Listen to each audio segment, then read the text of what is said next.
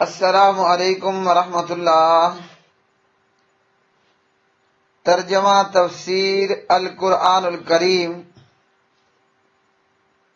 سبق نمبر 656، سورۃ بنی اسرائیل، آیت 78 تا 79، پارہ نمبر 15۔ اعوذ باللہ من الشیطان الرجیم۔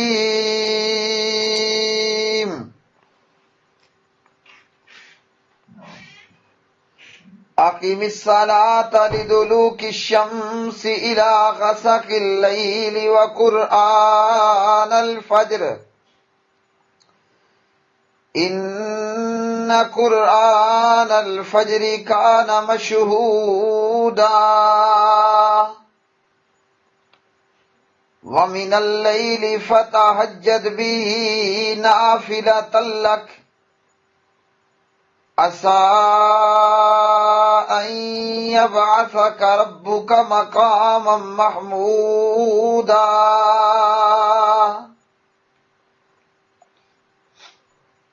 نماز قائم کیجئے سورج ڈھلنے سے رات کے اندھیرے تک، اور فجر کا قرآن، بے شک فجر کا قرآن ہمیشہ سے حاضر ہونے کا وقت رہا ہے، اور رات کے کچھ حصے میں پھر اس کے ساتھ بیدار رہ، اس حال میں کہ تیرے لیے زائد ہے، قریب ہے کہ تیرا رب تجھے مقام محمود پر کھڑا کرے۔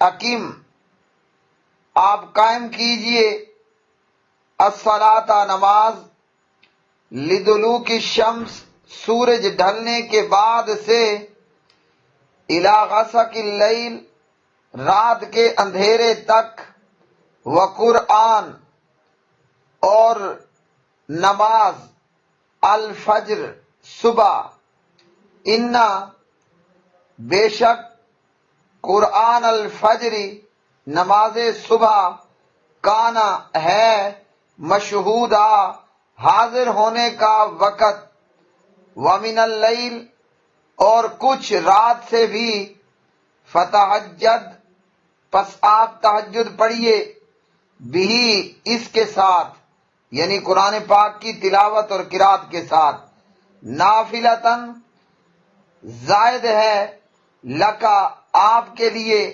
عسیٰ قریب ہے، ان کہ یبعثکا کھڑا کرے آپ کو، ربو کا آپ کا رب، مقام محمودا مقام محمود میں۔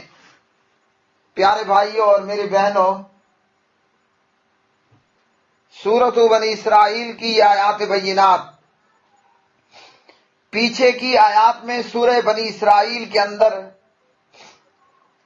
آخرت کے تعلق، قیامت کے تعلق سے، رسالت کے تعلق سے اور توحید کے تعلق سے دلائل پر بات ہوئی، اور جو اس پر اعتراضات ہیں ان کے جوابات ہوئے۔ اسی طرح ان آیات سے پہلے دشمن کے مقابلے اور دشمن کے تعلق سے بات ہوئی۔ اب یہاں دشمن سے مقابلے کے لیے نماز کی بات ہوئی کہ مقابلہ کرنے کے لیے ابلیس یا ابلیس کی ذریت سے شیطان سے مقابلہ ہو یا اولاد شیطان سے مقابلہ ہو، اس کے لیے نماز کو اختیار کرنا ہے، اور نماز کے ذریعے جو ہے وہ دشمن سے مقابلہ کرنا ہے۔ ویسے بھی پیارے نبی علیہ الصلوۃ والسلام کو جب کوئی معاملہ درپیش ہوتا، آپ صلی اللہ علیہ وسلم کو جب بھی کوئی مسئلہ پیش آتا، تیز آندھی طوفان یا سورج گرہن ہے یا چاند گرہن ہے یا اس طرح کی دیگر کوئی مسائل، دشمن کا معاملہ ہے، تو پیارے نبی صلی اللہ علیہ وسلم نماز کی طرف آتے اور آپ صلی اللہ علیہ وسلم نماز ادا کیا کرتے تھے۔ تو قرآن مجید کا حکم بھی ہے کہ استعینوا بالصبر والصلاۃ، نماز اور صبر کے ذریعے مدد حاصل کرنی ہے، مدد طلب کرنی ہے۔ تو اس ذریعے سے بندہ جو ہے وہ اللہ سبحانہ و تعالیٰ کی مدد کو حاصل کر پاتا ہے۔ اور آپ علیہ السلام مشکل پیش آنے پر نماز پڑھتے تھے، ابو داؤد حدیث نمبر 1316۔ اور اعمال میں سب سے افضل عمل وہ نماز ہے، اور اعمال میں سب سے محبوب عمل وہ نماز کو اس کے وقت پر ادا کرنا ہے۔ اب اس آیت مبارکہ میں دو نمازوں کا ذکر ہوا، ایک وہ جو پنجگانہ نماز ہے جس کا ادا کرنا ہر عاقل بالغ ہوش مند مسلمان مرد عورت پر فرض ہے، اور یہ نماز دن میں 5 نمازیں ہیں۔ یہ نماز دن رات میں 5 نمازیں ہیں، نماز ظہر ہے، عصر ہے، مغرب ہے، عشاء ہے اور نماز فجر ہے۔ یہ پنجگانہ نماز ہر مسلمان پر فرض ہے، اور جو اس فرض کو چھوڑے گا، سستی سے چھوڑے یا نماز کی فرضیت کا انکار کرے، وہ کافر ہوگا اور کافروں کے لیے جہنم کا وعدہ ہے۔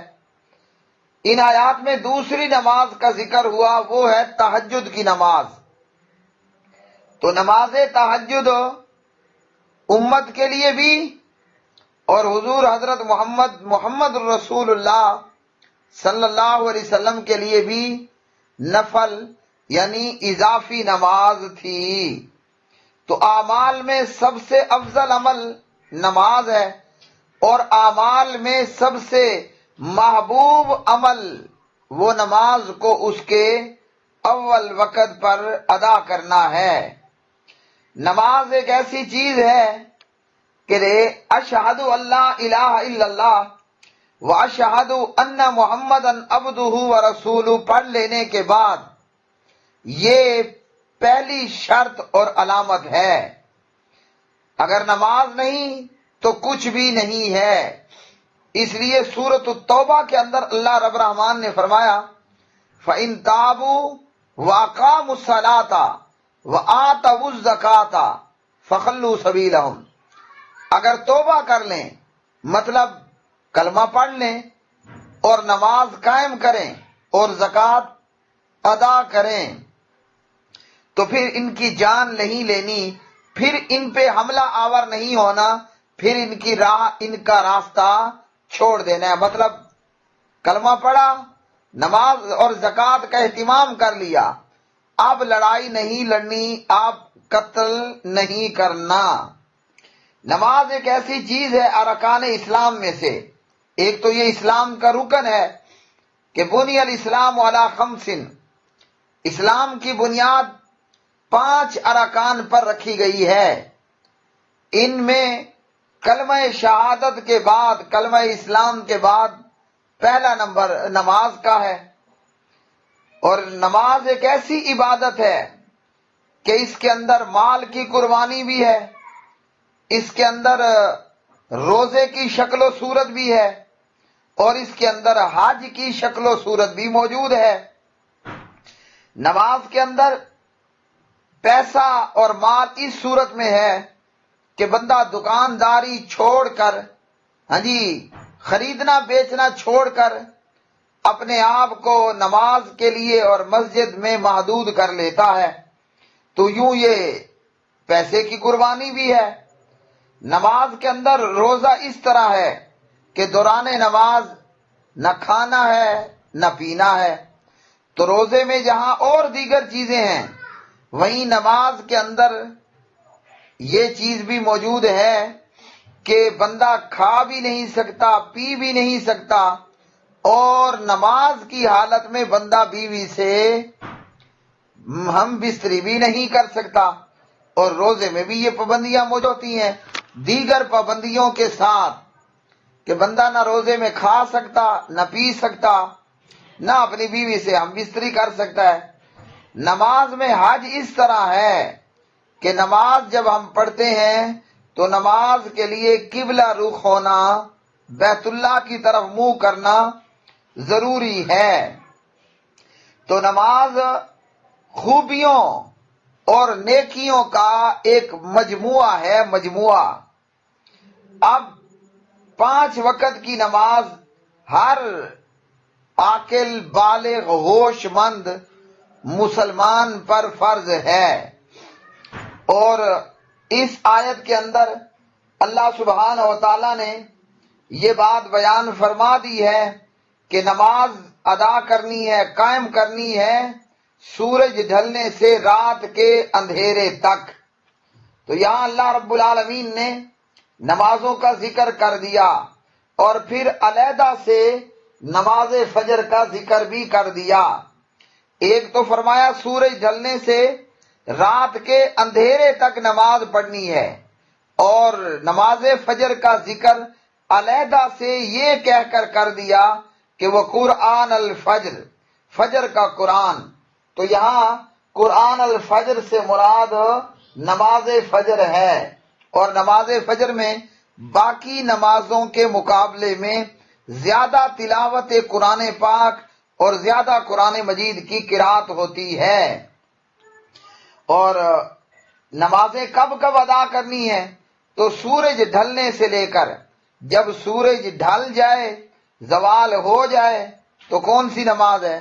نماز ظہر ادا کرنی ہے، اور پھر اسی طرح اس کے بعد اس بیچ میں نماز عصر کا ادا کرنا ہے، پھر اسی طرح نماز مغرب کا ادا کرنا ہے، اور رات کے اندھیرے تک۔ تو اس سے مراد نماز عشاء ہے، اور فجر نماز کا علیحدہ سے ذکر ہوا۔ تو گویا اس آیت مبارکہ میں ایک چھوٹی سی لائن کے اندر اللہ نے 5 نمازوں کا ذکر کر دیا ہے، اور پھر نمازوں کے مزید اوقات کے لیے قرآن مجید کی دیگر آیات کے اندر بھی یہ چیز موجود ہے۔ اور حضور حضرت محمد الرسول اللہ صلی اللہ علیہ وسلم سے قولن بھی اور فعلن بھی، کہ آپ نے اپنی منہ مبارک، اپنی زبان مبارک سے بھی 5 نمازوں متعلق بتا دیا، اور فعلن پریکٹیکل بھی نبی پاک علیہ الصلوۃ والسلام نے 5 نمازیں پڑھ کر کے بھی دکھا دیں۔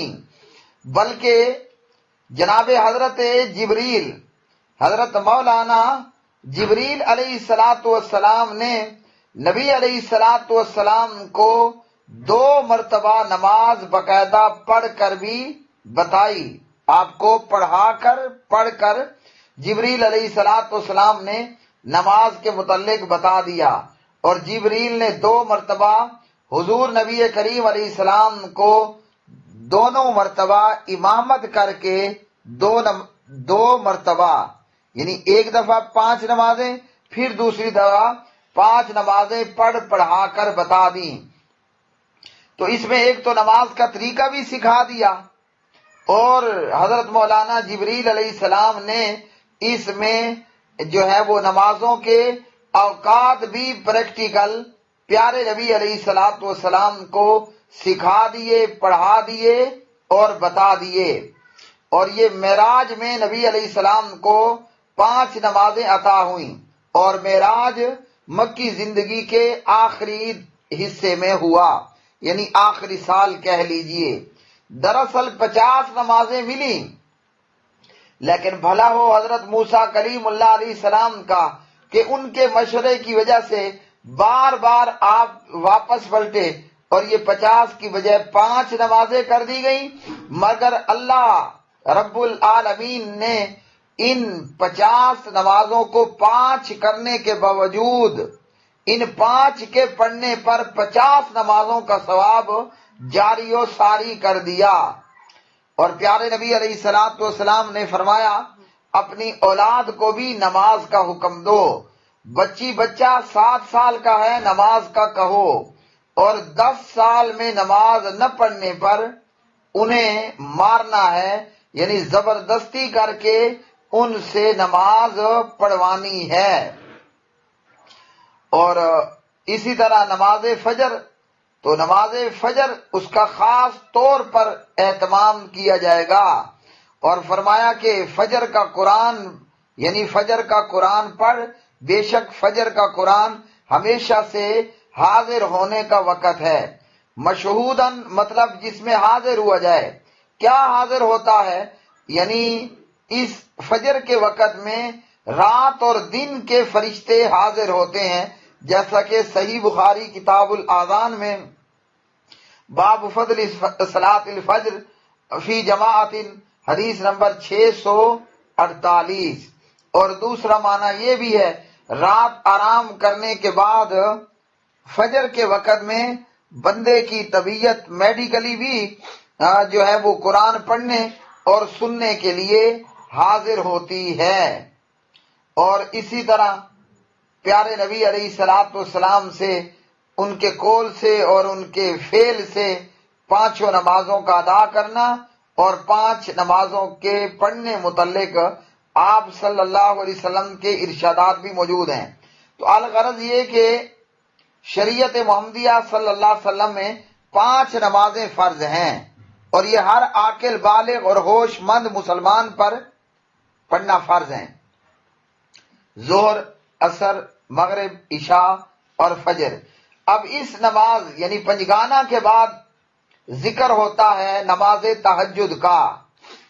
تو پیارے نبی علیہ السلام کو کہا گیا کہ آپ نے تہجد بھی پڑھنی ہے، اور یہ تہجد حضرت محمد الرسول اللہ صلی اللہ علیہ وسلم کے لیے بھی نفل ہے، اور آپ کی امت کے لیے بھی یہ تہجد کی نماز نفل ہے۔ اور تہجد کا وقت وہ عشاء سے لے کر طلوع فجر تک ہے۔ بعض نے یہ سمجھا کہ تہجد کے لیے سونا ضروری ہے، جبکہ تہجد کے لیے سونا ضروری قرار نہیں دیا گیا۔ ہاں، یہ ضرور کہا اللہ نے رات کے کچھ حصے میں تہجد کے ساتھ بیداری اختیار کرنی ہے، مطلب بیدار رہ کر تہجد پڑھنی ہے۔ اب آپ سونے سے پہلے تہجد پڑھ لیں یا رات کو سونے کے بعد تہجد پڑھ لیں، شروع رات میں تہجد پڑھ لیں یا کہ آخری رات میں تہجد پڑھ لیں۔ اور آخری رات میں یعنی سحری کا وقت افضل وقت ہے کہ رات کے آخری پہر اللہ رب الرحمن اپنی شان اور اپنی طاقت اور اپنی قوت اور اپنی صفات مطابق آسمان دنیا پر تشریف لاتے ہیں۔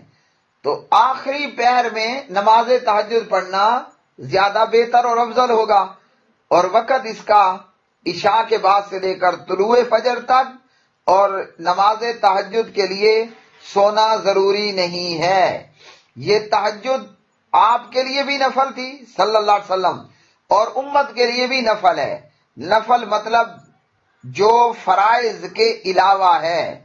5 نمازیں فرض ہیں، تو یہ ان سے ہٹ کر ہے، ان سے علاوہ ہے۔ اور نبی علیہ السلام نے فرمایا ایک حدیث میں بلوغ المرام کتاب الجامع کے اندر، فرمایا کہ سلام کو عام کرو اور کھانا کھلاؤ، صلو باللیل والناس نیام، جب لوگ سوئے ہوئے ہوں تو پھر نماز پڑھو، یعنی رات کے وقت عام پبلک سو رہی ہوتی ہے تو تم رات کے وقت اٹھ کر تہجد کی نماز ادا کرو۔ فائدہ کیا ہوگا؟ فرمایا جنت میں سلامتی، آرام اور سکون کے ساتھ داخل ہو جاؤ گے۔ ویسے بھی دیگر حدیث میں ہے ہم جتنی زیادہ نفل نماز پڑھیں گے، نفل عبادت کریں گے، تو اس سے کیا ہوگا؟ ہمیں اللہ سبحانہ و تعالیٰ کا اتنا زیادہ قرب حاصل ہوگا۔ اور نفل نماز زیادہ پڑھنے سے فائدہ یہ ہوگا کہ حضور حضرت محمد الرسول اللہ صلی اللہ علیہ وسلم نے بتلایا جنت میں میرا پڑوس حاصل ہوگا۔ تو یہ نماز تہجد نفل نماز ہے، اور فرمایا کہ آپ کا پروردگار قریب ہے کہ آپ کو مقام محمود پر کھڑا کر دے۔ تو مقام محمود جس کا وعدہ پیارے نبی صلی اللہ علیہ وسلم سے کیا گیا، یہ مقام محمود کیا ہے؟ ایسا مقام جس کی تعریف کی جائے۔ تو اللہ تعالیٰ نے فرمایا کہ امید ہے، یہاں لفظ عسا طمع اور امید دلانے کے لیے لایا گیا کہ آپ کو طمع دلایا جائے، لالچ دی جائے کہ آپ نے نفل نماز پڑھنی ہے، تہجد پڑھنی ہے، اور آپ کو اللہ وہ مقام عطا کرے گا جس کی تعریف کی جائے گی۔ اب یہ مقام کون سا مقام ہوگا؟ یہ مقام وہ ہوگا کہ قیامت کے دن جب نفسا نفسی کا عالم ہوگا، یعنی ہم کہہ سکتے ہیں کہ میری زبان پر ہوگا یا ربی نفسی، اے میرے رب، ہائے میری جان۔ ہر بندے کو اپنی فکر اور چنتا کھا رہی ہوگی۔ اب ایسے دن میں، قیامت کے دن میں یہ ہوگا کہ لوگ اپنے اپنے پیغمبروں کے پیچھے ہوں گے اور انہیں شفاعت کے لیے کہیں گے، مگر کوئی نہیں کر پائے گا۔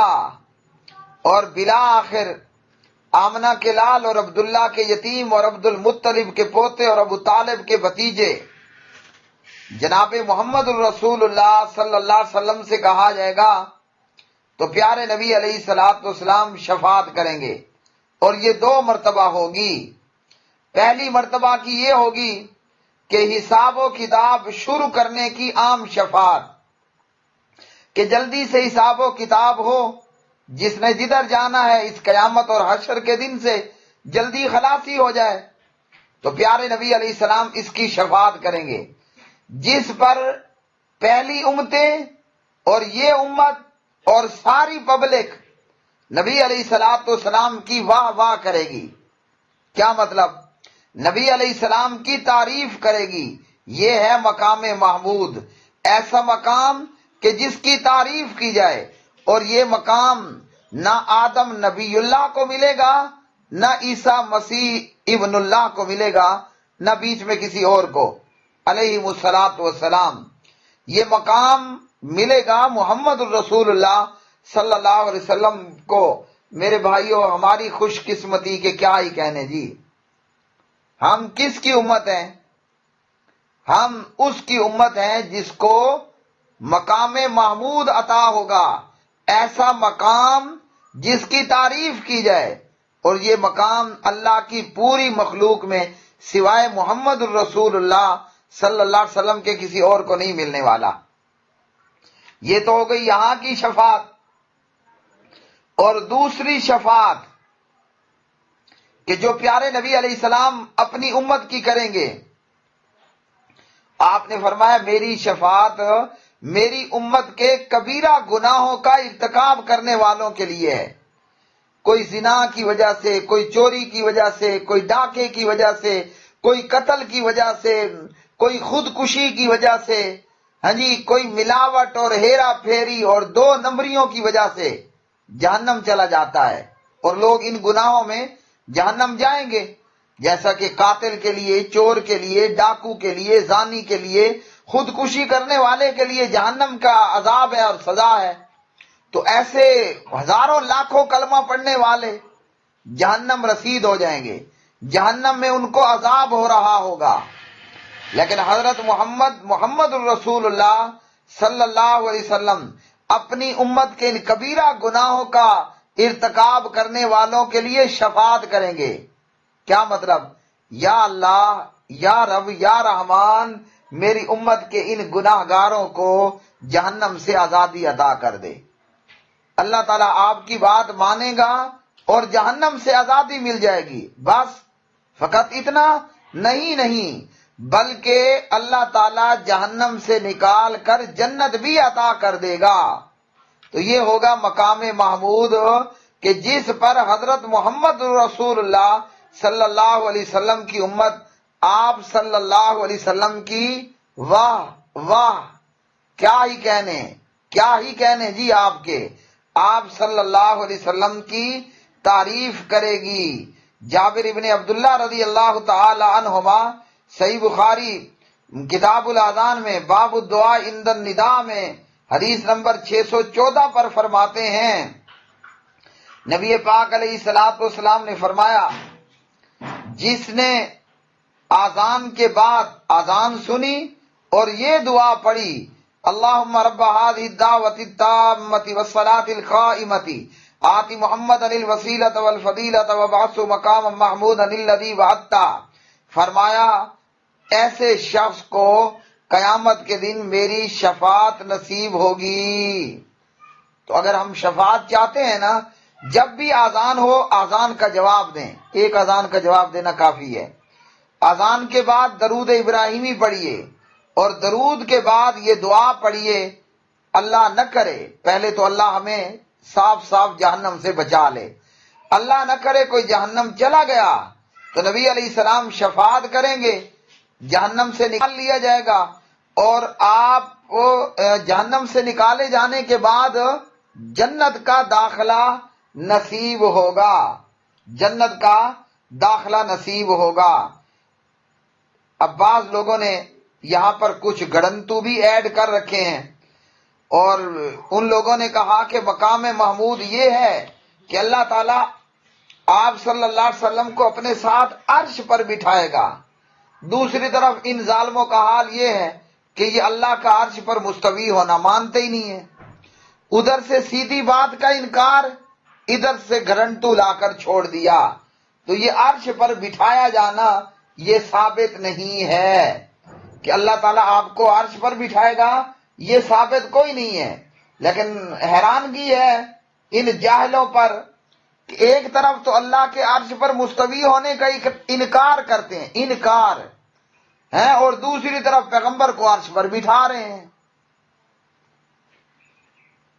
اللہ سبحانہ و تعالی ہمیں 5 وقت کی نماز پڑھنے کی بھی توفیق عطا فرمائے، اور نماز تہجد نفل نماز بھی ادا کرنے کی، پڑھنے کی توفیق عطا فرمائے، اور اپنے پیارے نبی اور پیارے نبی رسول حضرت محمد الرسول اللہ صلی اللہ علیہ وسلم پر زیادہ سے زیادہ درود پڑھنے کی بھی توفیق عطا فرمائے اور دعا کی۔ وآخر دعوانا الحمدللہ رب العالمین۔